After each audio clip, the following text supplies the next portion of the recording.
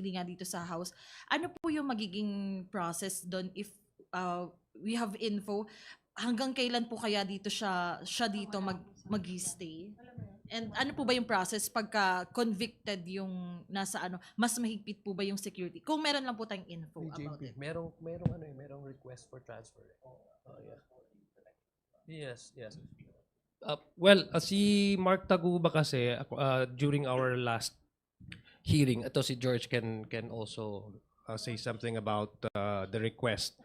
Si Mark Taguba kasi he's been receiving death threats, no? So he requested committee hearing that it would be, I guess, safer kasi yung pag-transport kasi ng mga resource persons requested, and then pumayag naman po sila kasi it also happened to other resource persons. So it would be more convenient and easy